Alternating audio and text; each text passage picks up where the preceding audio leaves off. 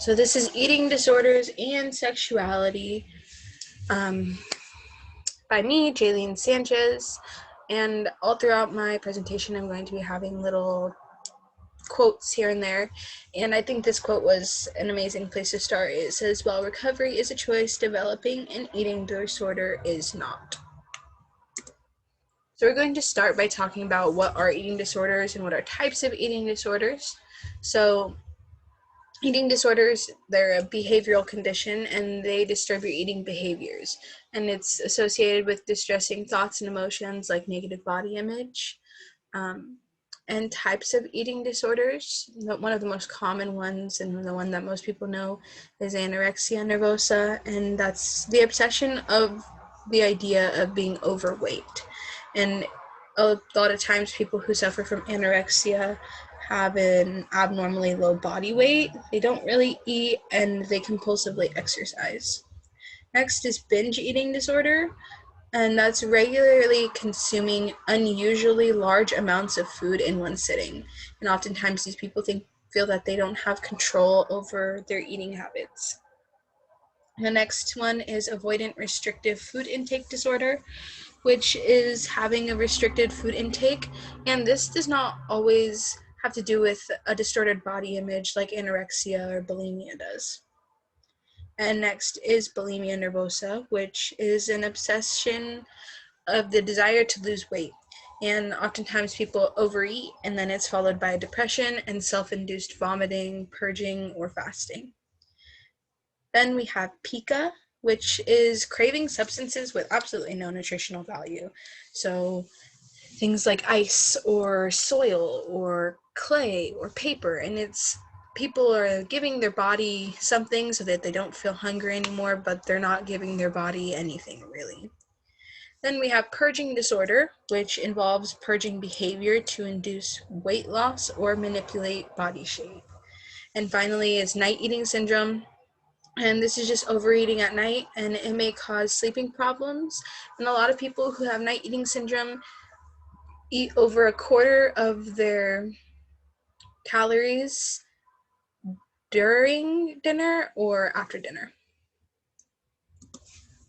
So then we're going to be talking about statistics of eating disorders in the United States, and it's really sad actually, because the rate of children under 12 being admitted into rehabilitation centers has risen 119% in less than a decade. And 9% of Americans, or 28.8 million Americans, will suffer from an eating disorder in their lifetime. 28% to 74% of people have inherited the gene that make them have eating disorders. And 26% of people with eating disorders do attempt suicide. And there are about 10,200 deaths every year. And if you think about it a different way, that makes one death every 52 minutes. And in the bottom corner, I have a little picture, and that is a map of the US. And there are 30 million men and women in the US that suffer from a clinically significant eating disorder throughout their lifetime. So how do eating disorders and sexuality relate? So a lot of time people develop an eating disorder because of this negative body image that they have, whether they think they're too fat or they think that they're too skinny. They feel that they need to do something about it. And this negative body image will cause people to have a lower sexual drive. And for the transgender community, sexual orientation, gender dysphoria, all of that can also lead to negative body image, which can also lead to lower sexual drive. And a lot of you might know Demi Lovato struggled with an eating disorder, and she ended up going to a rehabilitation center to take care of it.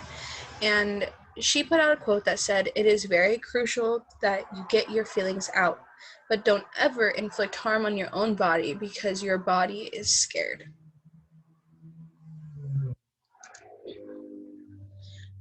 We're talking about eating disorders in women and their sexuality. So women with anorexia often have a decreased libido or a decreased sexual drive. And when a woman with anorexia gains weight, then their sexuality or their sexual drive increases. And the more weight they lose, the more their sexual drive will decrease. And women with anorexia are are less likely to have a significant other than women with bulimia. And there's a huge pattern that's been seen in women with bulimia that they have earlier ages of sexual encounters, more sexual partners, and higher sexual desire and fantasies. And women with anorexia often face similar sexual struggles as women with depression.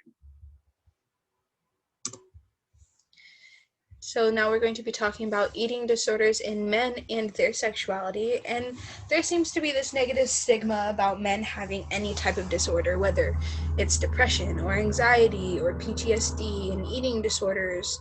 There's just this idea that if a man suffers from anything like that, he's not a man, he's not masculine, and that he's less than a man who doesn't struggle from those things, which is none of that is true. And about 10% of males do suffer from anorexia or bulimia throughout their lifetime, but the number of men who suffer from bulimia is greater than the number of men who suffer from anorexia.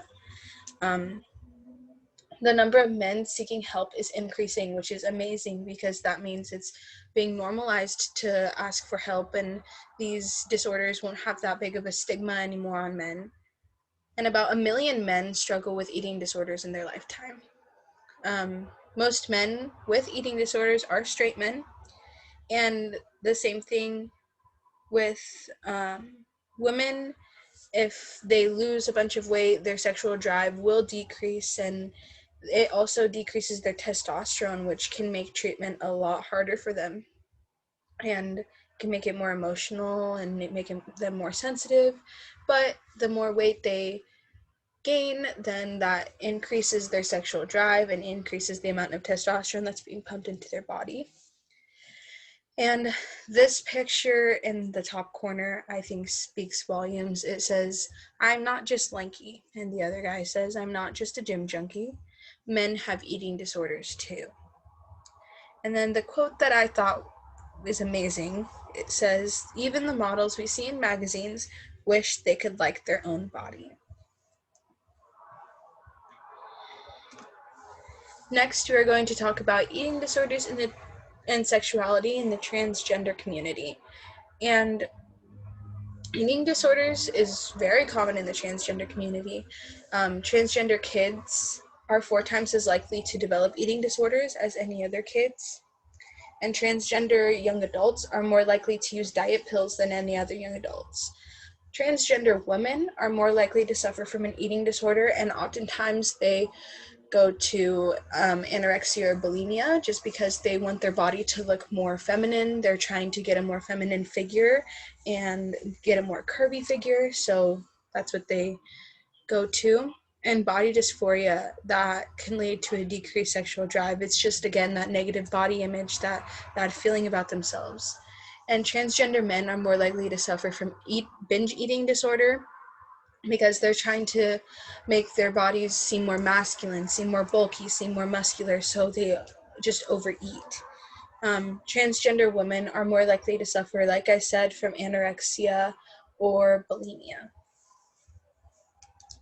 And that is all I have for you. Thank you for listening, and these are my sources.